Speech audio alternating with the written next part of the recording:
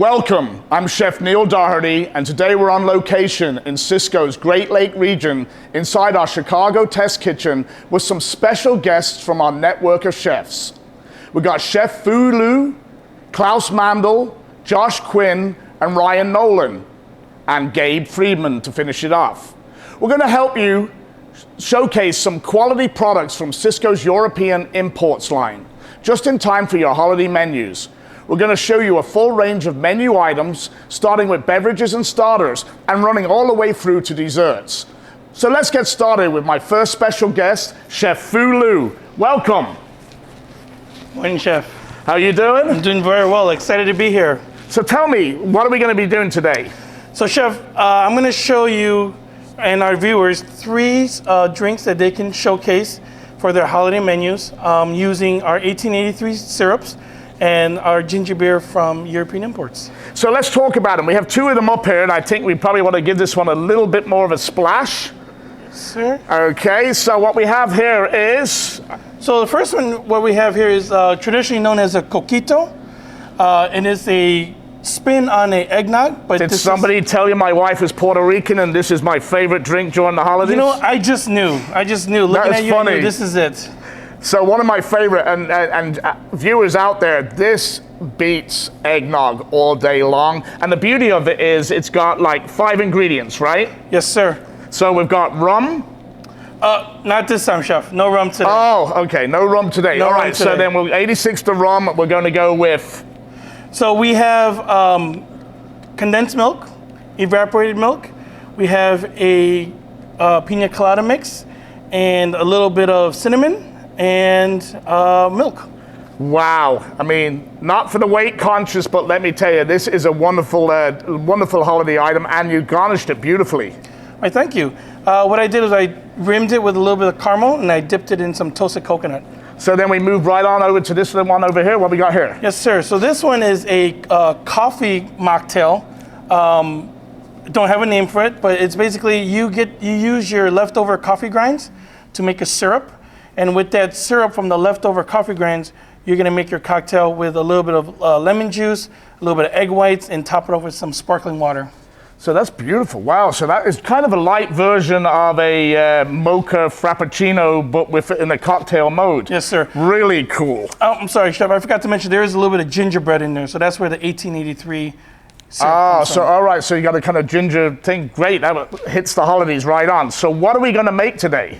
So today we're going to make our holiday mule. I've used, again, using the 1883 syrups, and I went ahead and made a pre-batch of the syrup. And all I have to do is put a little bit of ice, measure out my syrup, and make our holiday mule. So let's go to that. And right. why Chef is putting that into the glass? Look, I mean, it's got a beautiful holiday garnish. I mean, using the rosemary and the cranberries, lime for the tartness, but really kind of dresses up the whole holiday piece there. So, and I like the fact that you pre-made the syrup ahead of time, because that's exactly what you would do if you're having a party or you're doing this in catering and banquets. You would make this in probably a 4-gallon bucket, right? Absolutely. You know, you want to make it easier for yourself. And by pre-making this syrup, you can just measure out the syrup, add our Fentimans. So Fentimans, which is another great European import product. There's yours, Chef. So, just going to top off your mule here. Now, this is a kid-friendly mule, right? Yes, sir. So this one does not have any alcohol in it. So very kid-friendly, family-friendly. You can serve it pretty much anywhere. Mocktails are very popular right now because of the fact that you can serve it for any age. So instead of a Moscow mule, this is kind of a deer mule, right? So this one, yep, that's our deer mule. That is our holiday mule. So these are absolutely wonderful, Chef. Thank you very much. And I love the way that you have done the beautiful syrups, the Fentimans ginger beer. Great items. Everybody loves a mocktail. So, Chef, thank you very much. It's been a pleasure having you on. Thank you for having me. Take care. Thank you. So next up, we have Chef Gabe Friedman. Come on in, Chef. How's it going? Great. How are you, Chef? So right in front of me, I've got 2 wonderful charcuterie boards. So I'd like to know why and what the decisions were to choose the items on it, number one, and a little bit of the feeling behind what a charcuterie board is. Right, yeah, so charcuterie boards are great. They're great for the holidays because it's a place where family and friends can gather around. It's a centerpiece.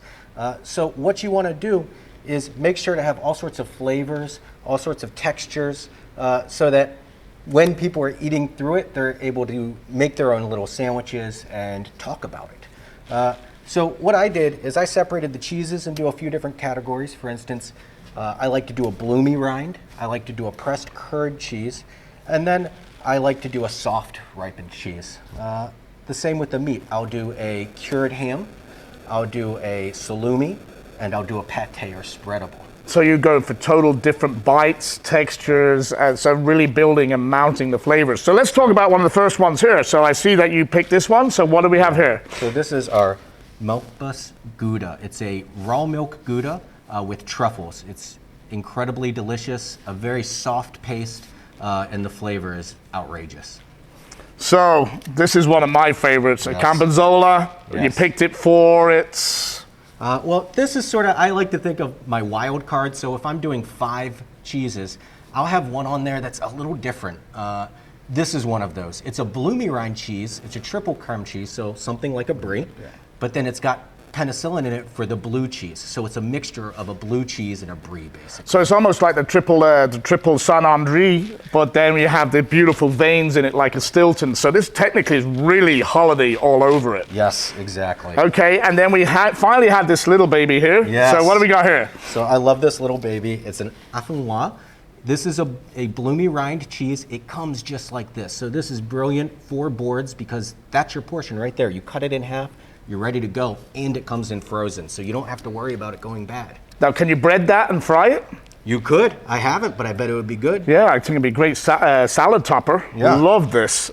Okay, so let's talk about crunch. Yes, so. What board without these? Exactly. A lot of texture, a lot of crunch. These are Moricona almonds, out of Spain, fried in olive oil. Oh. Absolutely delicious, very addictive. I've tried not to eat them all today.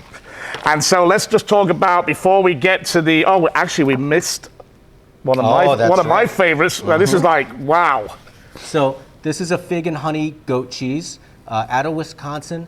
This is what I would run as my fresh cheese. Very subtle, nice flavors, subtle honey, nice pieces of dried fig in there. And once again, the pack size is wonderful because you're not taking a full log and cutting it. This is kind of technically a board for 2 right here. Exactly, exactly. Okay, so let's talk about some of the sweets there before we get to the meats. Yes. So this is a preserve that we have that's made just for pairing with cheese. It's called Just for Cheese. And this is a black fig and macadamia nut. And then here we have black grapes with almonds. They're absolutely delicious, and they actually have on their website pairing recommendations. So the kind of cool things is fig and grape. We're staying in the wine play, and nothing goes better with this than wine, right? That's right. So let's hit the meats, Chef. Yeah. Talk to me about the meats. All right. So same sort of idea. You want different categories, different flavors. I always run a salumi. This is our sopressata, which is a standard for me, incredibly delicious. And I chose meats that were pre-sliced, which makes your life a lot easier. And the portion sizes are fantastic. And this is actually antibiotic free, so we're hitting all the bells and whistles on that. That's right. We have a pate here. This is a Pate Champagne, which is a country style, very simple pate. It's rustic. It's the same. You cut this into 2 or 4 pieces, depending if you're doing an ounce or 2 for your board, and you're ready to go. And that really brings you back to traditional charcuterie, like the 60s, 70s, and 80s with that baby, yeah. That's right. We've got a Prosciutto Americano from La Corsa. So this is a cured ham. It's salty, it's delicious, it's pre-sliced, so all you're doing is peeling apart the layers and putting it on your board. So is this the black hog? This is a Berkshire. It's a Berkshire, okay. That's right. And then I love these. So this is a bit of fun. This is another, I think, about my wild card. These are these incredible salami whips from Black Castle. And they're delicious, they're salty, they've got a really pleasant pork flavor. And we've got a bunch of different flavors that these come. Yeah, and plus it gives a total different look to the board, that long linear play on it. Right. Exactly. So then you added these are I mean, talk about these. These are one of my favorite European import items. So an element that's forgotten about a lot is the crisp that you're using. It's the carrier for all your meat and cheese. Here is a toast. It's got dried cherries, almonds, and linseed, interestingly, in it. Wow. Out of England. It's crispy, it's flavorful, but not so flavorful that it's going to overpower your cheese. So we've got the boards, we've got them set up, and the beauty of these kind of boards that you've got up here, there's really, outside of some of the fresh berries on here, we can get way ahead on these for the holidays, right? We can wrap them.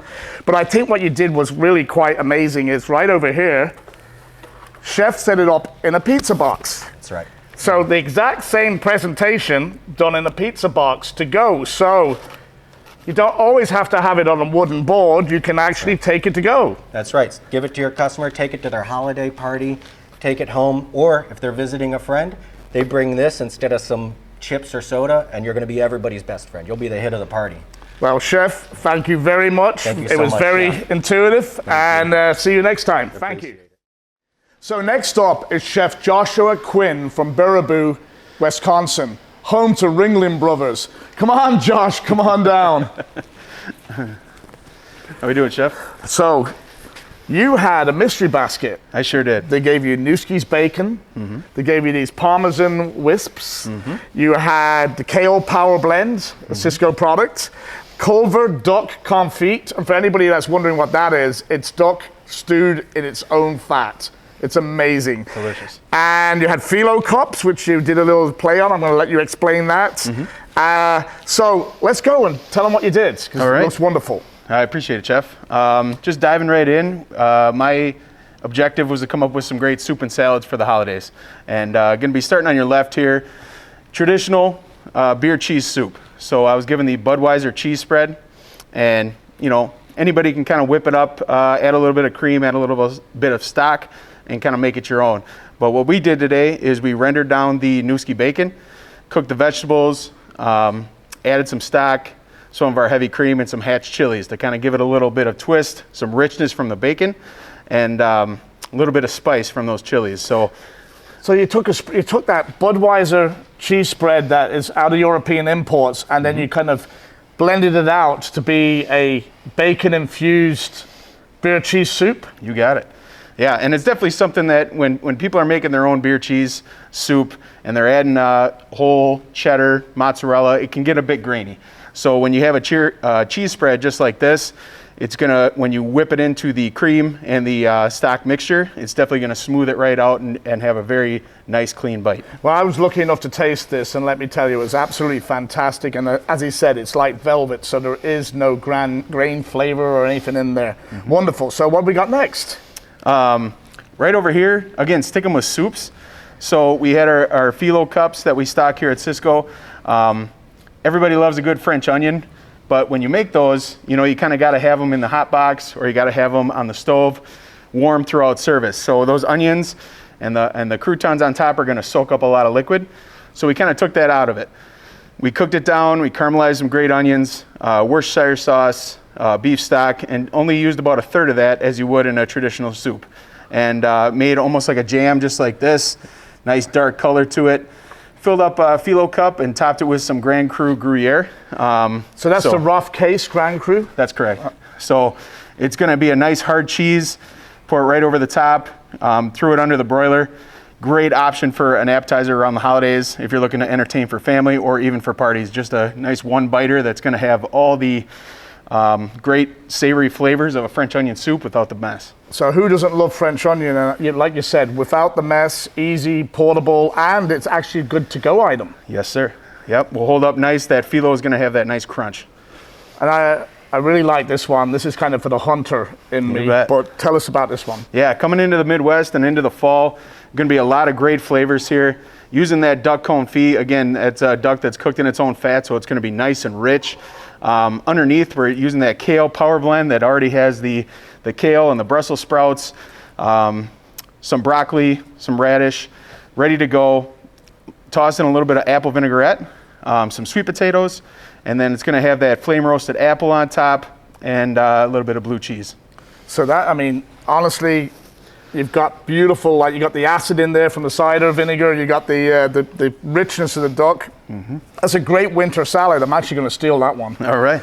But you know, I think you did a great job. I love the fact that you actually got the mystery basket and you went to town on it, and you actually did Wisconsin proud with the beer soup. You did the Newski's croutons are awesome. I love these wisps. I mean, that's a kind of a really cool, easy item, especially for large catering that you don't have to make your own Parmesan crisps. Yeah, if you're looking for a good crunch, especially going into a soup like this that's very rich and full of flavor, adding a little bit of this crunch. Also, it's going to be gluten-free. So instead of using a crouton, you can use these wisps as an opportunity just to add that crunch without adding the gluten. 86 the bread. 86 the bread. Well, Chef, thank you very much for your time. Absolutely. You did a wonderful job. You Appreciate did the state proud. You betcha. Great meeting you. Yep. Take care. So next up is Chef Klaus Mandl from Chicago and Austria, of all places. Come on down, Chef. Join me. Excellent. Happy to be here, Chef. How are you doing? Good to see you. Excellent. So, Chef, I'm looking at what we've got in front of us, and I'm seeing very traditional holiday fare.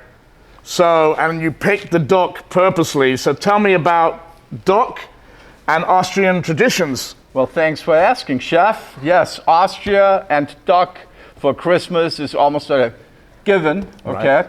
I grew up with that. You know, growing up on the farm, we had duck, we raised them ourselves, and now we cooked it. Now here, what I have is from European imports, roasted duck, okay? So we have a lot of labor issues right now, and I picked one which is easy. It's over there, you can see it right there. It's heat and serve. It's 20 minutes in the oven. It crisps up really nicely, and it's an easy sell for the holidays. And the beauty about this is it's smoked, so you just elevated the whole dish. It's Absolutely. A smoked half a duck, and like you said, it crisps up. And I think you did a beautiful job here. I love the fact that you put the tartness of the radicchio against it, but you also have another secret ingredient here that really made it pop. Thanks. Yes, I took my special oranges, and I took them and I marinated them in grenadine for 3 days, okay? So it gives you a nice, beautiful orange outside, a little bit sweet, and then it's just a fantastic thing, and I call them a sunrise. Oh, just like the tequila sunrise of the 80s. Absolutely. Yes. That's later on, Chef. So, thank you. So, also you used one of my absolute favorites from European imports is the yuzu marmalade as the glaze. Absolutely. So I wanted to do a little bit of cultural get-together, okay? And I took a nice little marmalade. It's perfect to help the flavor of the smoked duck, brings it out. It's just excellent to go together. And yuzu, been naturally very acidic and sharp, kind of really works on the duck fat. So that's wonderful. Absolutely. So let's move along to the Terrace Major. Where did you get this from? So this here is a CAB, Certified Angus Beef product, okay? It's also called a shoulder tender, right? So I cleaned it off and then I marinated it. Okay, I have a marinade, you know, oil, onions, garlic, herbs.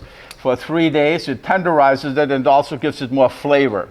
So I like mine cooked medium rare, never more than medium, because then it gets a little bit too irony for me. Right. I don't like that flavor. And what I have, it goes really great with Swiss chard, okay? And then our au gratin potatoes, okay? That's another European import. It's a very traditional dish, okay, au gratin potatoes. Right. But again, right now labor is an issue.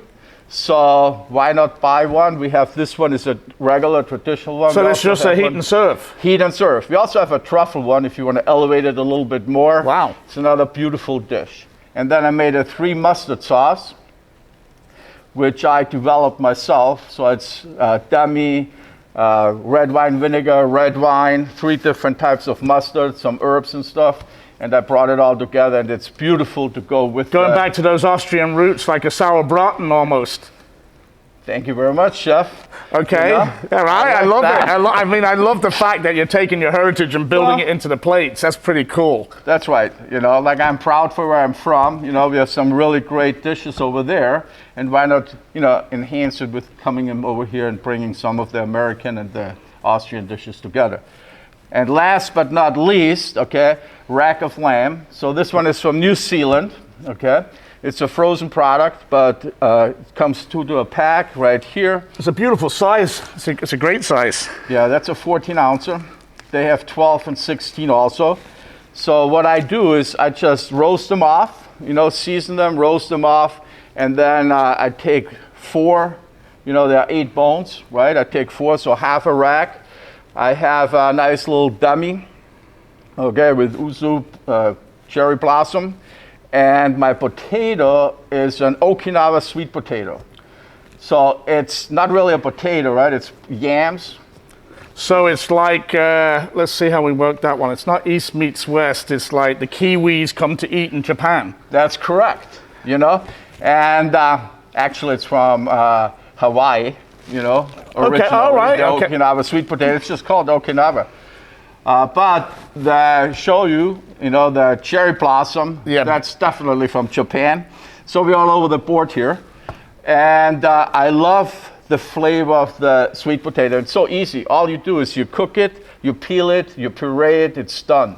And I mean, the color is absolutely spectacular. So you've taken something, you know, like lamb that we're used to, but also I realize that also European imports has Ballymaloe mint sauce available, right? And that's from Ireland. So there we go. We got Austrian, Irish, and we're going to add a little bit of mint just because I need to. Absolutely. But the dishes are wonderful. I mean, you're screaming the holidays to me. They're all great products from European imports. And what you really did really good, Chef, is you took that little labor out. Absolutely. And also, don't forget our produce, okay? Like, people forget that Cisco is, especially in the Great Lakes region, we are the #1 produce supplier. Okay? That is quite a feat. Yes. So here, you know, we have the bok choy, baby bok choy, you know, the Okinawa sweet potato, the Swiss char, radicchio, all those stuff. They're all from our produce, okay? And we are very proud of our produce. It's excellent. So Wow. everything Cisco. Right? Yes, so the viewers got a treat. And let me tell you something, wonderful products today. Did a fantastic job. Thank you very much, Chef. It's been nice having you. So what better way to conclude our Foodie Live than to finish with desserts, some wonderful offerings from European imports. And we've got Chef Ryan Nolan from Eastern Wisconsin. So come on down. Good to see you. Good to see you, Chef. Are you doing good? Let me get Wonderful. masked up here. Woo. Absolutely. All right, so I love the presentations. I love what you've done. And I had to look at this. I'm going, what is this? It says Pâtis Delice. That was a mouthful, right? It's a mouthful, but it's got that kind of wonderful rhyme to it. Pâtis Delice. It sounds French. It sounds awesome. So it is French. It's pastry cream, right? Yep, French pastry cream, shelf stable. Wow. So tell me what you did with that. So I took that. So what you want to do, if you're going to use it as a traditional pastry cream, take it from your dry storage shelf, put it in the fridge, walk-in cooler for 12 hours. Let it chill down. Put it in your KitchenAid or your big mixer and hit it with the whisk attachment for about 5 minutes. And you're going to build some volume, beat some air in there. Going to be just like the pastry cream you would use in an eclair or a Napoleon or something like that. So we kind of did a play on a Napoleon here. We're coming into holiday season. You want to do some really cool individual desserts. So we're using the cups from restaurantware that are available on European imports. So I put the pastry cream in the bottom. We took the Baker's Source puff pastry, cut out some little rounds with a ring mold, baked them with a little turbinado sugar. And then I took some Wholesome Farms cream, whipped it a little bit with some vanilla bean paste, and then made a compote of blueberries and tarragon. So it's just blueberries, tarragon, and sugar. So I love that super little bit natural. of licorice flavor from the tarragon. It balances so well with the blueberries. So let me go back to this. So you rolled out the puff pastry. Yeah, it was the sheet. Ready Oh, to use? sheet, Yeah. all right. And then you just cut the little discs and then just bake them with some sugar? Yeah, with a little butter and turbinado sugar. So it kind of gets a little crunchy on the top. Beautiful. So it's basically that plan of Napoleon, all those great flavors. You could take the puff pastry and scoop it out, or if you had a little bit of a cocktail spoon or something, it would be perfect for that. Perfect for a past dessert, or if you're going to be selling something for somebody to take home when they're doing their own Christmas party. This is going to look perfect. The thing about these cups is that takes it from a $1 dessert to a $2 dessert just because of that cup. And the fact that it's pretty light on labor and, Speed scratch. Speed scratch. So easy. So, tell me about this little puppy over here. So I took that same pastry cream right off the shelf, and I did a 2-to-1 ratio. So I did 12 ounces of the pastry cream and 24 ounces of heavy cream from Wholesome Farms at 36%. Whisked it together over low heat, and it basically turns into creme anglaise. So from there, we melted chocolate in it, added some chipotle to give it a little bit of zing, and some cinnamon, and again, that vanilla bean paste as well. So kind of like a play on a Mexican hot chocolate. Now here's the caveat. You do that, and you take some of the Casa Solana churros, fry those up, dip that in that, you're in heaven. Wow, so it's a little trip down Mexico way. I like that one. That is trip. pretty Feliz cool. Navidad. On Christmas. Absolutely. So, and I love what the straw that you've got in there, because that is one of the cutting edge solutions, Agave Straws, which is made from the byproduct of making tequila. So that Mexican hot chocolate is now tequila Mexican hot chocolate via the straw. I love it. Absolutely. So we're going to try and pronounce this. Traiteur de Paris. Absolutely. A fantastic company that does ready-to-use pedophores. So these are awesome. You get 6 varieties in the case. So we've got everything from a mango and passion fruit with coconut, to a strawberry with vanilla mousse, to a raspberry with the coconut. We've got a chocolate with meringue and hazelnuts, and then a little puff pastry with salted caramel. It's just so awesome to be able to take these, throw them out, put them on a tray, and it just elevates your party dessert game for the holiday season. And the perfect bite size, and this is the Art Deco series, it's right? It's the Art Deco series, so it's kind of got that Art Deco Miami look to it and everything. If you had to hire a pastry chef to do this, you're going to be spending so much on labor. This is the employee that shows up for work every day, and you don't have to worry about them. Wow, that's a rarity. I love that. Absolutely. So, over here. Over there, we have the Davajello Desserts from France. These things are awesome. They're not overly expensive, but look at that. It looks handcrafted. So this is the caramel crumb. So it's got a little shortbread on the bottom, a little salted caramel mousse essentially on top. And then it's got the chocolate crumb on the top, chocolate crunch on the top. So it comes in, you just lift it off a little bit. You can prop it up with a little whipped cream to give it some height. And then we've got some awesome ready-to-use shelf-stable sauces that are from Karma that are awesome. So there's the raspberry and the chocolate on there. So essentially, with a little bit of work, you were able to, I mean, I'm saying a little bit, really, just a little bit of baking that you were able to put on this spread that is cost effective. Yes. I love the portioning size, because, you know, at Christmas, we all overindulge in desserts. Yes, we do. So this is a really, really great way of putting, actually, what I really love about it, you're putting color on the plate. There's color on the plate. The portions are perfect, but the thing is they look super expensive. Like, you've had a pastry chef in your kitchen all morning long, and it's not. You can put these things together in 10 minutes and have them out there for your customers. It's awesome to do the speed scratch and ready to use, and it's so easy to elevate. Well, Chef Ryan Nolan, thank you so much. It was great having you, and thank you for finishing off our show, really, with some beautiful desserts. Thank you, Chef. I appreciate it. So that concludes our Foodie Live. Thank you very much for joining us. We had a great time showing you great items from European imports and Cisco branded items. I really had a great time here with the chefs from the Great Lake region.